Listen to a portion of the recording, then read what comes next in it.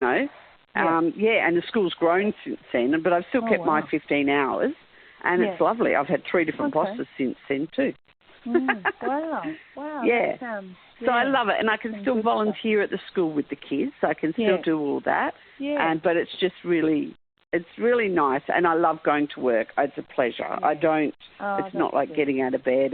I love it, and I do the musical with the kids. I sew all the costumes and props, and I love it. It gives me that little bit of everything that I like to do. And the little kids are a lot nicer than the high school kids, I'll be honest. Yes.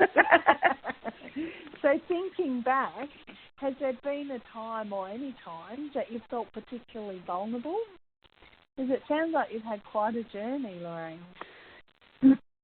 Yeah, I suppose I felt vulnerable when I was locked in my bubble, when I wasn't allowed to go to the shops, I wasn't allowed to go anywhere, friends weren't allowed to come in. So Tony and I made a pact that, you know, during certain stages, I just didn't have any visitors for the germ factor. If my blood showed that my immune system was so low, he did the shopping, he did everything, which I can't fault. And then, you know, if my sisters came in, that they would help me. Obviously, they'd come and stay because they all live in Perth. But if someone wasn't here, one of my girlfriends used to go to the shop and get bread and milk and drop it at the door for me and wave to me through the door. Stuff like that. That's made me vulnerable. But then my girlfriend used to come and sneak me out like at 8 o'clock at night, and we'd go to Coles when it was just us. And we used to dance down the aisle, and she used to do videos because I felt I just needed an outing. So she goes, well, we'll do our shopping at 8 o'clock at night. So little things like that. I think. And I didn't. The people at my shops actually watched my whole journey as well. So they were so lovely as well. Yeah. Okay.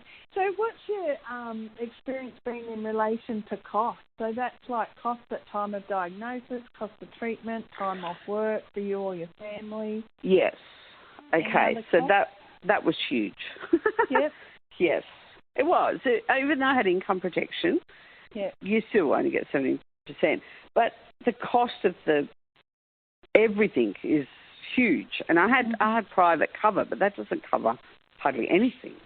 Yeah, okay. So radiation for me was the most expensive component. Yeah. So that was huge. And at the Icon Centre, that at Southport there, that is classified as private. Even private cover doesn't cover that. Okay. So you had to come up with $5,000 a week. Oh, and wow. And I just pleaded poor and just said there's no way. But that information I got off another lady that I had befriended, and she'd gone through the radiation. Yeah. She said, don't say they don't need to know your financial situation. Just go in there. Don't take your husband in. Just go in there and cry and plead poor. Yeah. And she said, and they will set you up on a Medibank funded. Okay. Yeah, so it goes through the public system, but in the private. And has there been other costs? Oh, huge amounts. I think. I mean, every time I went to emergency at Pindara, it's $400 or $500 just to go to emergency. Yeah, and you don't get that back. So in the end, my doctors were really good because I was going there so often. They ended up, I would ring them as I'm going to the hospital, and they would book me in as a patient. Mm-hmm. So I'd go straight to a ward, not have to go through the... But, people were really helpful in how to not let it cost you a lot. But it still costs you a lot.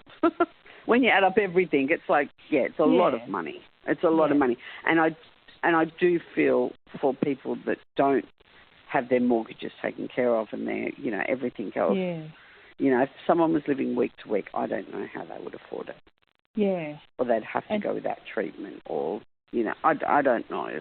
That breaks my heart. What about time off work, Lorraine? How long did you have off work? 2.5 years? Yeah. I suppose. Yeah, I didn't, Yeah. But okay. Yeah. I mean, except for the volunteering, I didn't start, teach rating, but I, I, but I mean, I had so many things on, so many appointments. There's no way. I don't know how people can go to chemo and go back to work. Yeah. That to me would be, wow. I'll take my head off to you. And one of the ladies I used to scrapbook with, I rang her when I was first diagnosed, and she'd had breast cancer, and I knew she had. And she's on her own. She doesn't have a husband or children or anything. And she said to me all she ate was 2-minute noodles. She used to catch the bus to chemo and a public bus to chemo and home again. Wow. I was like, oh, my God. So, halfway through my journey realising, how much support I had, I sent her a care package and just saying thank you, for everything. Because she would ring me and Facebook me and that to make sure I was all right. She was, like, checking in on me all the time. And, it was just, and so she was just someone I scrapbooked with. I want to ask about that because the next couple of questions are about that quality of life and also a little bit about how breast cancer does affect relationships. Yep. So, and you've already touched on it in some regards. Yep. So, having breast cancer, has that affected your quality of life and that of your family? Yes, of my physical being, yes, being able to do things, but not my quality of life. It's actually bettered my quality of life because I have removed the negatives out of my life. And so it's all positives and it's all for me. It's things I enjoy doing and Okay. And what about your mental and emotional health? Has breast cancer? Well, if I hadn't had it did. And if I hadn't have had the different psychologists, I would have got lost, I think. I had to decompartmentalise the cancer separate from everything else. So, And what are some of the things that you need to do on a regular basis to control the effects of having had breast cancer so that you can do your daily activities? Well, I suppose it's just the exercises with my arms and, things like that.